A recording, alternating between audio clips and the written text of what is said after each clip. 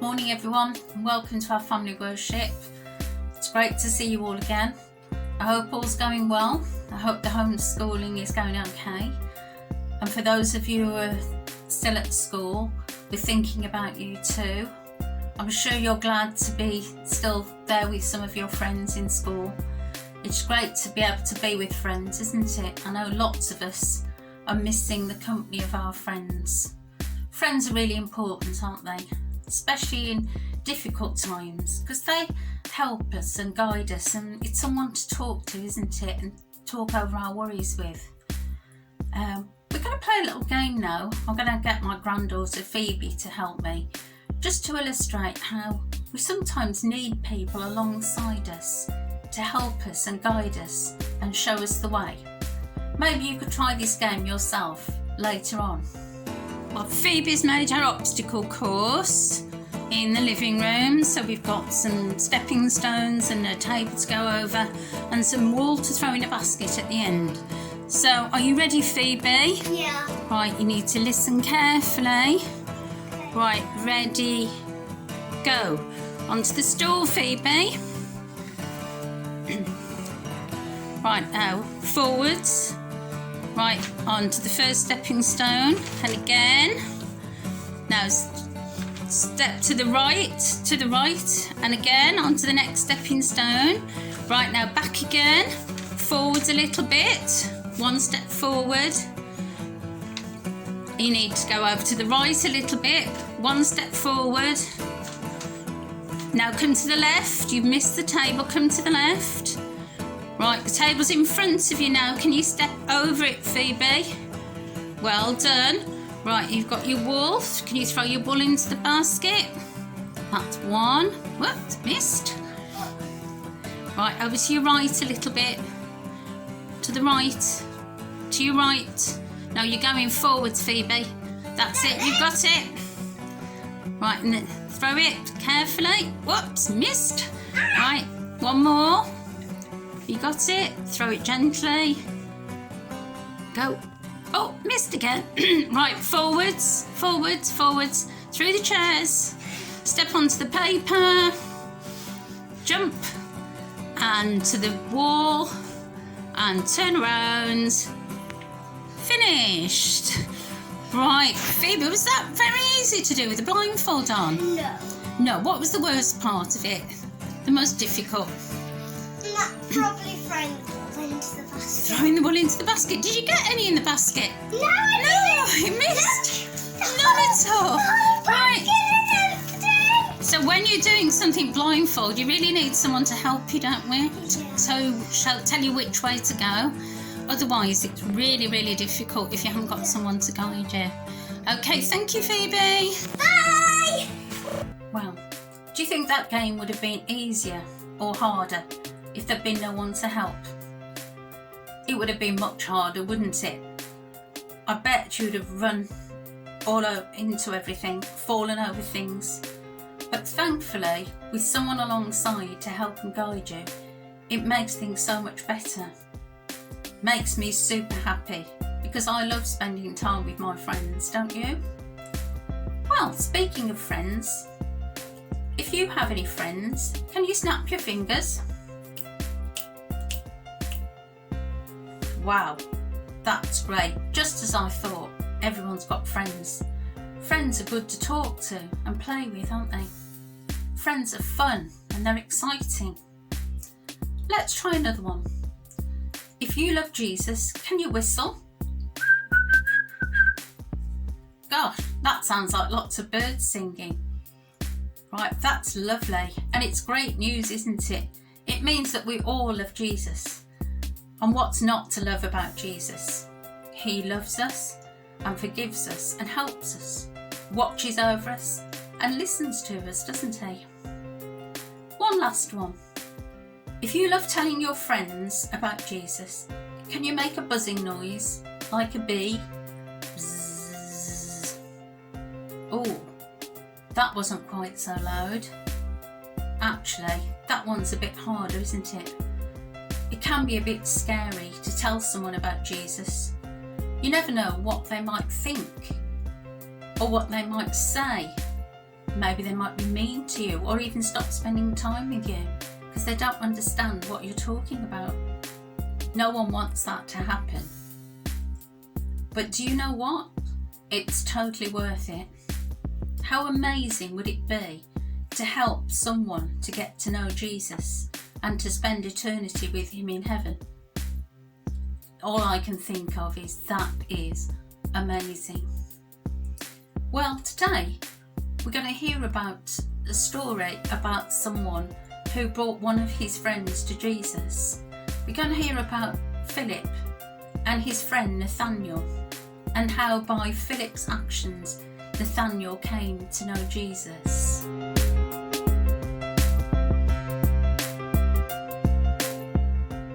The next day, Jesus decided to leave Galilee.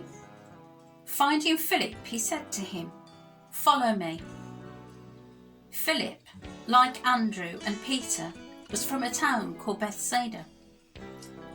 Philip found Nathanael and told him, "We have found the one Moses wrote about in the law, and about whom the prophets also wrote, Jesus of Nazareth, the son of Joseph."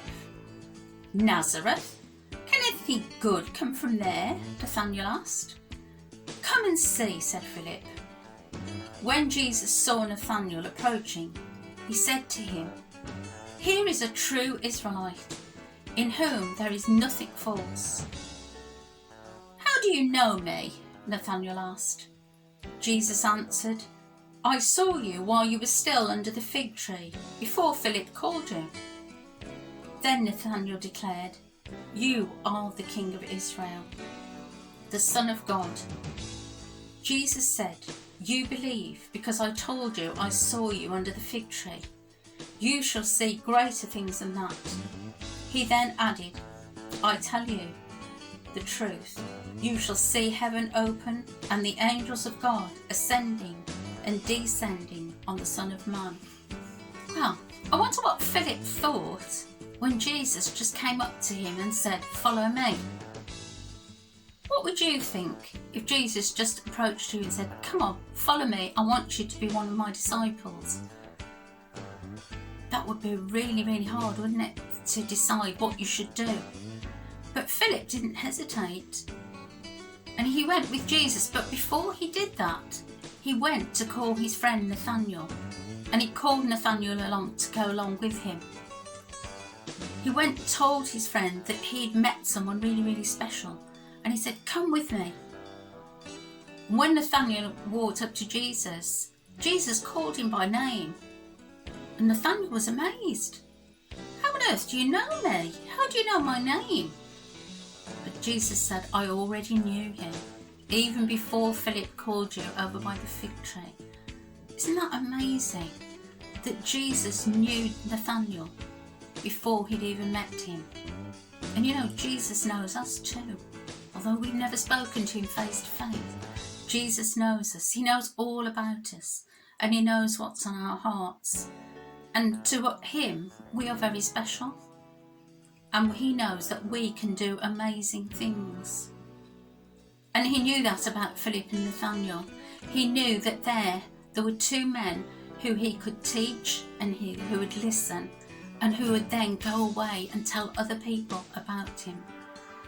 He chose them because he knew that they were the right people to do that. And you know what? Jesus calls us to be like Philip and Nathanael. He calls us to go out and tell our friends and all the people that we meet about Jesus. Now, how do you feel about that task? Would you find that really scary? How would you go about it? Perhaps you'd like to just pause a minute and just have a little talk about that, and think about what it would be like to be called as one of Jesus's followers and his disciples. You can talk about that with your family just for a moment.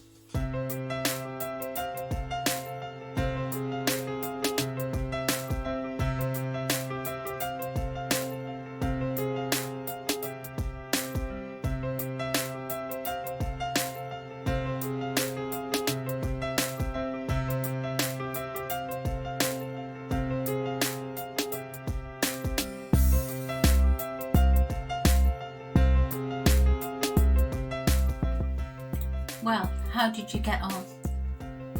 Did you manage to overcome some of your fears and just think about how you go out there to talk about Jesus to your friends?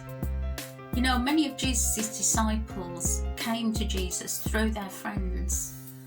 And the same can happen with us if we can just find the courage to speak out and just tell them just how wonderful it is to have Jesus in our lives.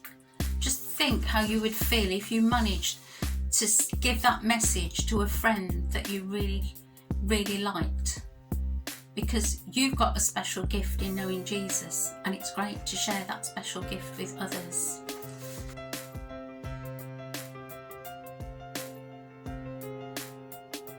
So maybe you could say a little prayer about that, and just for us to know that Jesus knows what's on our hearts and he knows what we're capable of doing, and if we find it a bit scary, he's there to help. So let's have a little prayer now. Thank you, God, for looking into our hearts and seeing our beauty. Help us to see it too in ourselves and in the people around us. Help us always to say yes when it's okay for you to be our friend. Amen.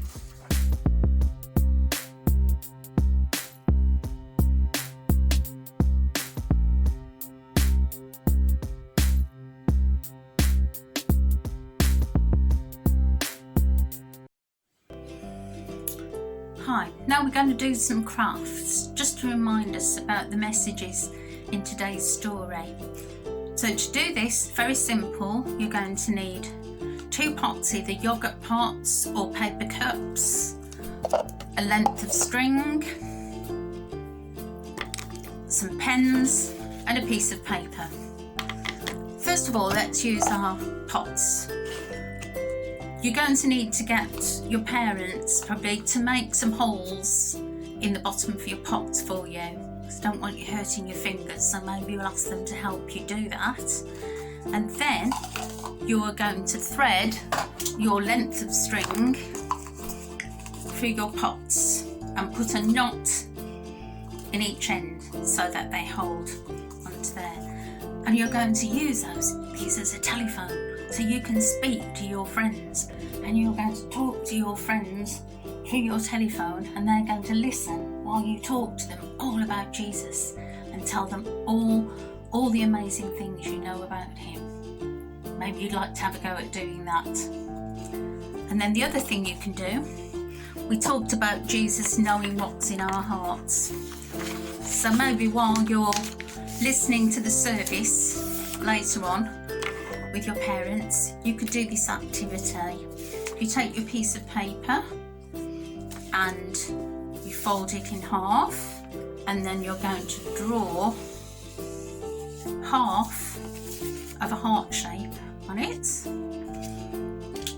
and then you can cut that out so you've got your heart shape. And during the service you can write on it all the things that God knows about you and what's in your heart. Okay, maybe you have a heart for caring for others, so you can write that. Caring for others may be on your heart. Maybe you are kind to animals. Kind to animals. Right. Maybe you like to pray lots for other people, so praying for others. All the things that are in your heart that you want Jesus to know about. Okay, and you can fill your heart shape with all of those. And then maybe you can put it somewhere in your house just to remind you that Jesus knows about your heart and what is in your heart all the time. Well, it's been great spending time with you again, and we're going to finish now with some worship. So shall we all get on our feet, and we're going to join in with The Way. Bye, see you all next week.